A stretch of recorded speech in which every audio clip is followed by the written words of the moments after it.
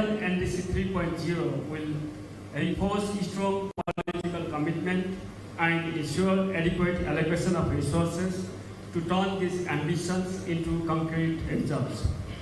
This is essential to advancing the implementation of Sierra Leone's national climate change policy and to ensuring that no child is left behind in the face of climate risk. Ladies and gentlemen, further the enhanced to attract increased climate financing, particularly from the mechanisms such as Green Climate Fund, the Adaptation Fund, and other bilateral and multilateral resources. This will create an opportunity to mobilize resources for climate resilient services, including waste infrastructure,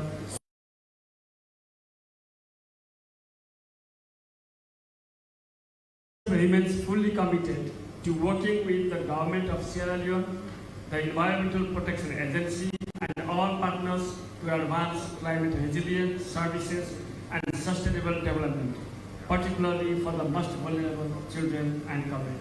Thank you.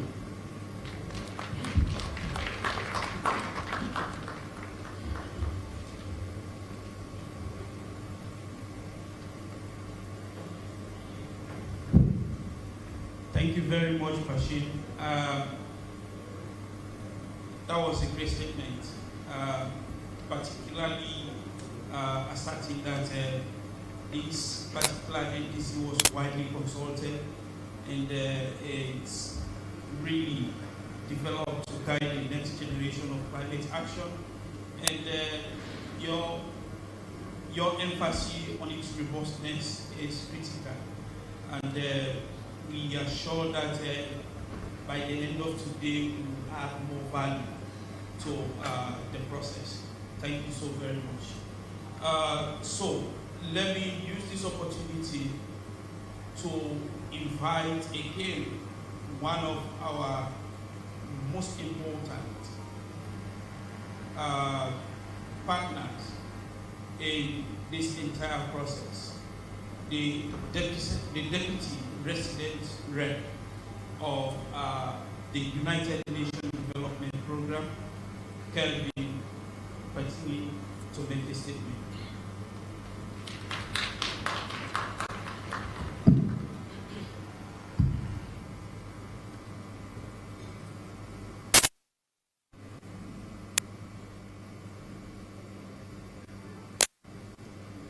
Honorable Ministers, Members of Parliament, Permanent Secretary, Development Partners, Civil Society, and distinguished guests, good morning. Today marks a pivotal moment in Sierra Leone's climate journey, the validation of our third nationally determined contribution, NDC 3.0. Maybe just to make this slightly more interactive, how many people have been working on the NDCs in Sierra Leone since the very first one? I know there's some of you in here who've been doing this and have been the champions right from the beginning. I see hands in the back, I see hands all around. So there's people who in this room who are at the heart of climate action. And I know I've just come here to Sierra Leone, but I know UNDP and our team are fully committed since the beginning to the NDC development, and we're proud to be on that journey together. Now, we talk about a low carbon and climate resilient future. Now, the amount of carbon in the atmosphere, at least carbon dioxide in the atmosphere when I was born, was 322 parts per million. I'm giving away my age if anyone wants to do the research. Right now it's at 425 parts per million. Now that is a dramatic increase. Right now in the air we're breathing, there's 425 parts per million of carbon dioxide going in with each breath. That's locally, here in Sierra Leone and around the world. Honorable Minister of Environment and Climate Change, I recognize you for your leadership stewarding this forward, the Deputy Minister of Finance for your support in aligning climate ambition with national investment priorities. Your roles are essential in translating this vision into action. The IPCC, I don't know any of you if you know about this Intergovernmental Panel on Climate Change, very important scientific body globally that actually looks at all the climate science. Now, I don't know if you've ever seen these documents before. You see them online, and it's a bit, it's hard to really appreciate it, but when you stack the documents up, if you actually have volume 1, volume 2, and volume 3 of all the science, it goes from here to here. It's like over a foot, almost 2 feet of documents, and that's just a summary. That's only a summary. That's not the science. That's a summary of the science. We have so much evidence about what it is, and with the NDC, we have the action plan to implement it locally. The NDC 3.0 responds clear and has a clear roadmap for mitigation and adaptation across energy, agriculture, forestry, transport, wastewater, and the blue economy. Importantly, it adopts a whole of society approach. Women, youth, and the private sector, local communities are not just beneficiaries, they're agents of change. I think it's really important to take a moment and stop and understand this really, that all this climate action happens locally. It is that local action, the local empowerment that allows us to adapt to climate change. But without the private sector involved and pushing resources towards renewables, towards effective adaptation, we won't be able to get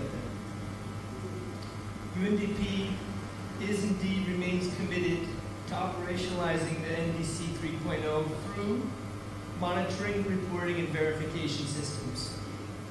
Working with partners to develop bankable projects to attract climate finance.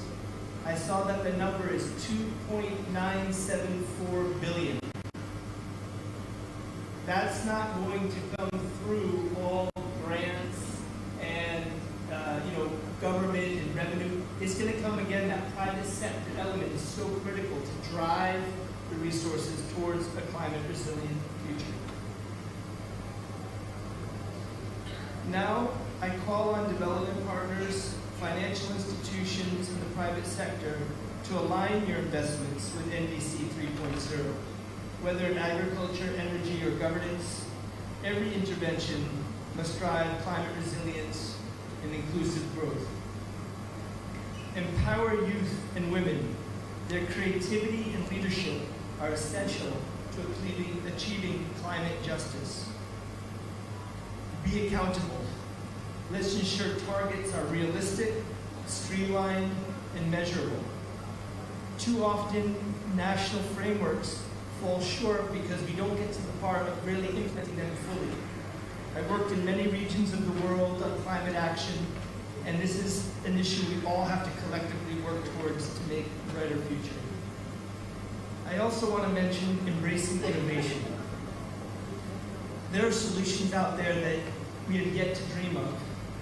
And I don't know what holds in the future on how we're going to tackle every issue with climate change. But right now we're going through a revolution in artificial intelligence and digital tools that can help us monitor progress, optimize resources, and scale solutions faster than ever before. Together we can turn climate challenges into opportunities for sustainable development. Thank you.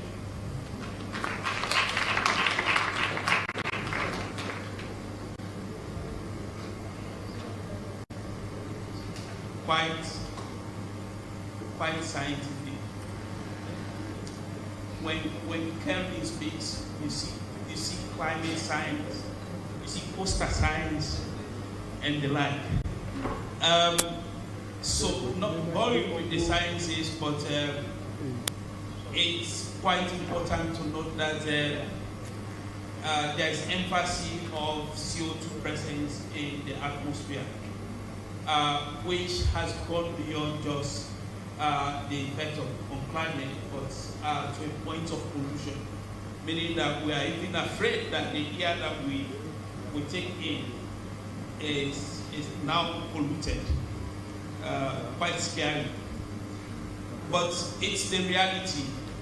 And the emphasis that our action must go beyond just planning, bringing all sectors, including the youth, the women, and all the relevant, the vulnerable groups in all the relevant sectors on board to take the action is quite critical. So thank you very much, Kelvin. And at this point,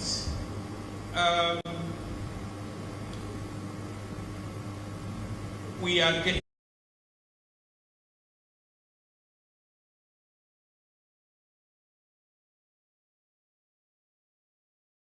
it stronger. I want to now take this opportunity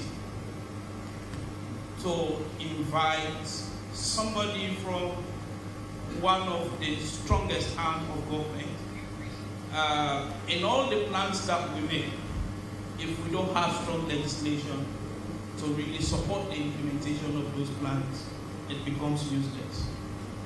And therefore, we need commitment from people who actually provide that platform for us. So I want to invite the chairman of the Legislative Committee of Parliament to come and make a statement. And is Mr. Abdullah Conte. Honorable Mr. Sorry, sir.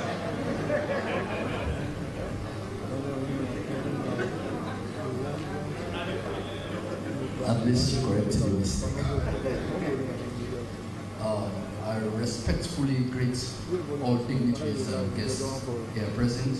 And Mr. Chief Director, thank you for affording me the opportunity to make a very brief statement here, and I'm going to keep it short and simple. The legislative branch of government is crucial in implementing and enforcing NDCs by creating the laws, regulations, and policies needed to achieve these climate commitments. In the process, we try to pass specific laws to ensure that climate commitments are translated into actionable policies.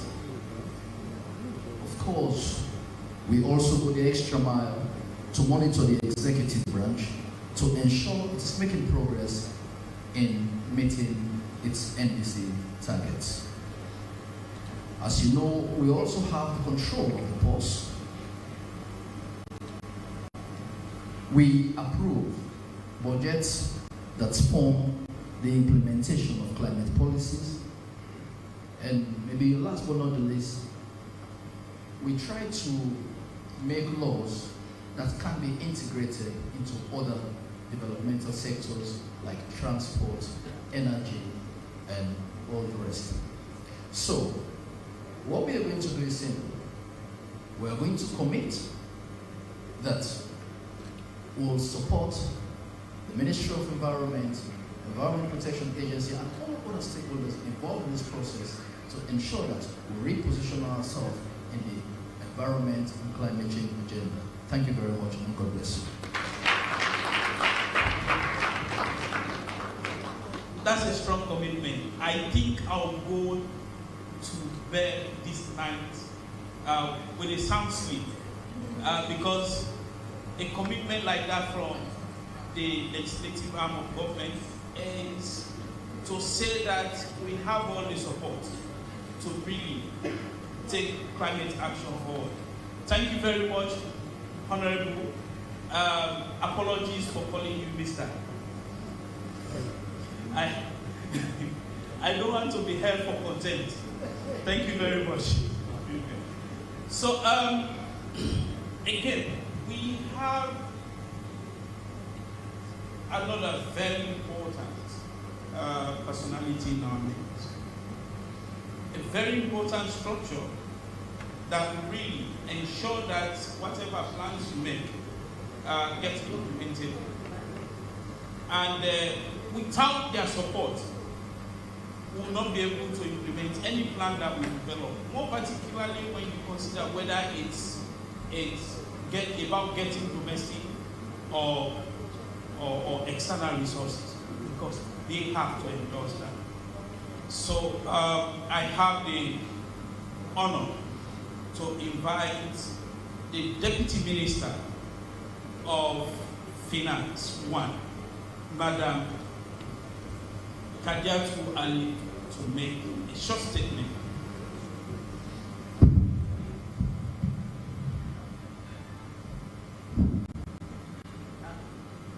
Minister of Environment, my colleague, I want to also recognize all the development partners, distinguished ladies and gentlemen.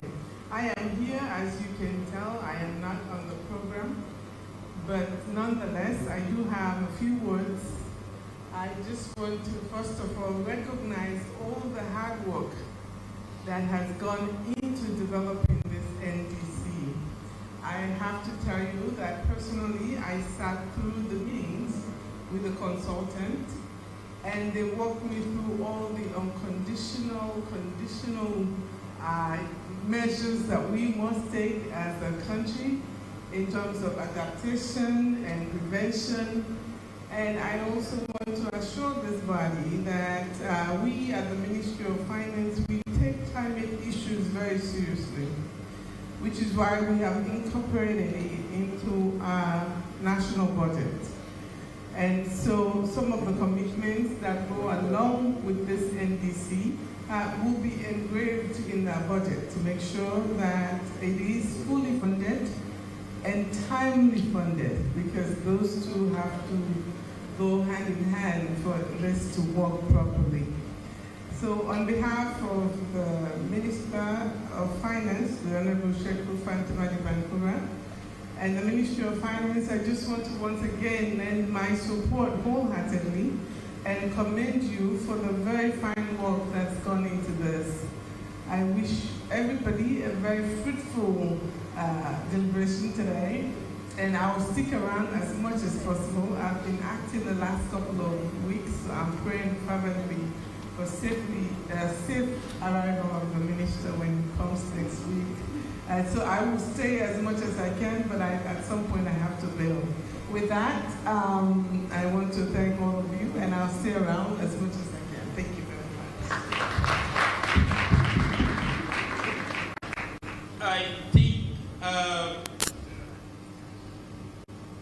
I get happier as we go along. For me, this commitment is overwhelming. To get the pocket of the country to really commit to the implementation of the plan is quite critical. So thank you very much, Madam Deputy Minister. We are really grateful with the commitment so far and the support from the start of the process. It's most times quite difficult to see policymakers really have the patience to sit on the table, to take them through technical issues, and they ask critical questions, sometimes even go into argument. She did that, and that was so impressive. Thank you very much. And her input was the advice we are really critical to shaping the document. Thank you so very much, Madam Deputy Minister. So I want to use this opportunity to call on the lead coordinator, who is also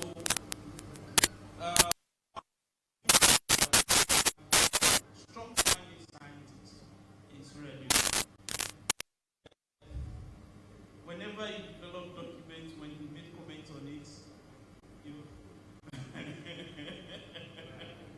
you get to scare. Quite a young guy, but very, very much committed to his work, and he is leading the Environment Protection Agency and providing the overarching leadership for the coordination of the development of the agency. Let me use this opportunity to recognize him or call him for a statement. But first, let me ask the UNFCCC focal point. Mr. Gabriel Baka, who is another very young man, but also highly committed to climate action, and moving here and there to ensure that national interests are being captured. One of the negotiators for the country for the UNFCCC, to come and make a brief statement. Mr. Kwaka, you're welcome.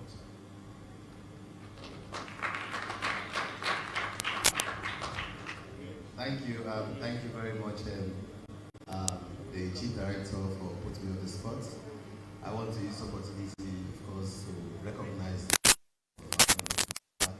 of government and climate change, and also the Deputy Minister for Finance and all, of course, the utilities that are on the high table. So for me personally, it's a pleasure to be here, at least to witness the third generation of the MDC.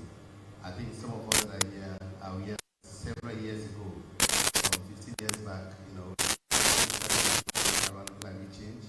We only have few people that we are committed to the process. But today, we have several people, of course, from development partners, from our ministers, and also from different agencies that are here. From the UNCCC, the NDC, as we know, is a commitment and obligation for all parties that have signed to the UNCCC, and of which we are supposed to have this NDC, and it has to be prepared and also nationally driven. Good enough for Sierra Leone. Why I'm so happy is that we are with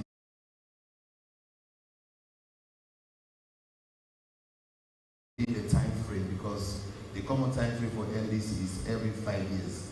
And this particular third NDC for us for Sierra Leone, the good thing is we are not updating the NDC. Several countries are just updating their NDC, looking through their adaptation cycle, their mitigation to see which areas maybe they could improve. But for us for Sierra Leone, I think it's a new process of its own. Have a very good, of course, science scenarios within, and then we have a lot of priorities when it comes to adaptations, also when it comes to mitigation. I think I was pleased when Madam Roberta was saying that we have up to 39 adaptation measures, which is very good, because when we negotiate, for us, where we are coming from the LDCs, we play premium on adaptation. Because mitigation for us, even if we cut down all the emissions from Sierra Leone, it's not going to contribute to the global, of course, emission reduction. But at least when it comes to adaptation, it sends a strong signal. I think so. I just want to say thank you very much for giving this opportunity. I would have taken the longest of time for me to explain a lot of things, the background on the NDC, what is expected. But since we have here, we have made justice to the Article 3 of the Paris Agreement out of the 39. So I just want to say thank you. Thank you also to the EPA and all of the colleagues that are here that are already provided a lot of support to the NDC process. Thank you very much. Thank you very much, Mr. Parker. I knew you were going to talk about adaptation. He is the LDC lead, and therefore, for him, everything is about adaptation. And I agree, because our emission contribution is quite minimal, so adaptation should be our priority of the country to the impact of climate change. So let me use this opportunity now to invite Dr. Abubakar Masakwe to make a statement.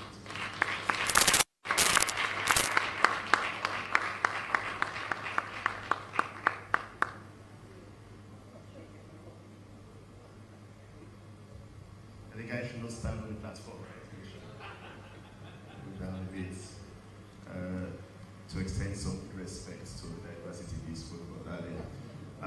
Let me start by acknowledging the presence of the Honorable Minister of Environment and Climate Change under whose leadership we are celebrating this success. I also want to welcome the Deputy Minister of Finance, Kevin, from the UNDP, Deputy Representative, Vishnu has been with us throughout this process, the Chair of the Legislative Committee.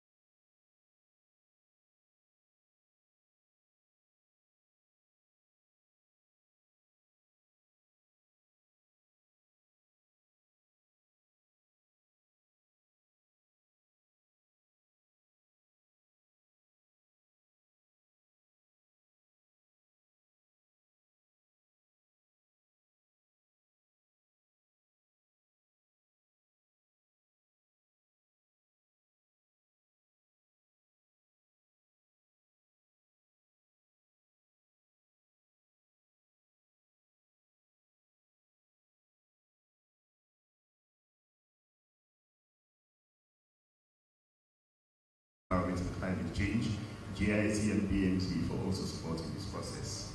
Distinguished ladies and gentlemen, thank you for making the time to hear this morning. We should all be excited about how far we have come in this journey, right? We are at the point of validation, that's what they call it. But I think it's also important to take a few steps back and recognize that validation is not implementation. The reason it's important to gather here this morning to discuss what we think should be next steps for this process and how we can all come together to continue supporting it so that we can get to the destinations that we envision. But the validation session we are holding today is also important because it does afford us a moment of reflection. It's an opportunity to assess how much progress we have achieved over the years. The NDC is an embodiment of that progress. It really does demonstrate how much hard work has gone into implementing climate actions at scale, at the multiple levels at which implementation is carried out. It's also an opportunity to further explore the ambition mechanism we have set out. Look at it more critically and see how we can convert it to tangible impact. What is most important is how we can move from implementation, how we can move from looking just at the executability of the instrument to looking at its investability, how we can ensure it's fundable, but can be supported over time. Validation is also about demonstrating the collective ownership of the document. It's an opportunity to invite all of you from your various sectors, the various communities, and various councils to further reflect on the adequacy and completeness of what we have put together, the technical soundness of what we want to present to the UNFCCC, and how we want to continue working. What we have done precisely is what I would love to call setting out a strategic pathway for how we tackle climate change over the medium term, between now and 2030. Absolutely important, and we have done some really interesting things. We've had conversations about reducing greenhouse gas emissions through a wide variety of really interesting mitigation measures that we want to undertake. We have mentioned various ways by which we want to strengthen adaptive capacity and build resilience capacity at scale across a number of sectors. The ones specifically that we think contribute immensely to the country's economy. We have indicated how we want to stimulate sustainable inclusive growth, how the NDC fundamentally contributes to economic development, but how we can also learn from measurements we have been undertaking, both as stocktake firstly, but also the assessments that we have been conducting at the national level, to build a solid foundation for the long-term low emissions development strategy. Now I think it's also an important time to begin to think about what we can achieve over that long term. Long-range planning, absolutely important. As the institution leading this process, I mean the Environment Protection Agency, we have learned a couple of lessons. I am not going to bore you with the science and some of the technicalities of the process. I will just be speaking through what I consider my own reflections on this process and what lessons I think we have noted. Not lessons learned, because learning is done retroactively over the medium term. What lessons we have noted that I think we should take on as we think about implementing the NDC. But before that, I think it's important to acknowledge the journey. We can all agree that the NDC we're here to validate is a product of national dialogue, right? This paper was not written in Freetown, was it? We took that time to go to every district, every province. We went to schools, we went to councils, we had conversations in classrooms. We sought the views of everybody at every level. You in the communities, you from the councils, experts, technical experts in their respective fields, ensuring that we had the sort of regional representation we wish to have, so that there is extended ownership as we think about implementing this process. And we did not just rushed through the consultations. There was tremendous debates. We agreed and disagreed, refined, and there were times when things got really tough. And even today, I'm quite sure, I remember speaking to the consultants, and one of them did tell me that they received so many comments that they could not really easily figure out which ones mattered to the Sierra Leonean community. Because every day you engage people, they have a new set of comments to provide. And I'm quite sure even today, people are here ready to share insights into how best to approach the implementation, which is absolutely fine. We expect things put together in a living system. The NDC is a document, as we say, in climate governance, a document that has integrity, one that is expected to be functional, adaptable to the various contexts within which it will be expected to be deployed. But what we have shown over the course of the consultations is a kind of epistemic interdependence. People at the community level shaping evidence, scientific evidence, because we did also have work packages. We developed greenhouse gas inventories. We have done a roadmap for climate finance. There were technical studies, but then we went down to the grassroots to ensure community perceptions, community perspectives also shaped that evidence. And we had moments in Freetown during the technical working groups when institutions had the opportunity to learn iteratively from one another. There were conversations about what is the best way to do things that we consider right for implementing the NDC. And we realized over that process that climate success in the country truly depends on lateral collaboration. It's not a job for the Environment Protection Agency, for the Ministry of Environment and Climate Change. It's expected to be carried out by all of us. All of us here showing interest in this process, and all of us who want to see some sort of climate success over the medium term. So it's a responsibility for all of us to take on. For all of that hard work, I think it's best that I extend my appreciation on behalf of the Environment Protection Agency to all the technical teams, the NTU, the consultants, reviewers, the communities, the councils. I want to believe that what we have produced is, without question, the most evidence-based and forward-looking NDC ever produced in this country.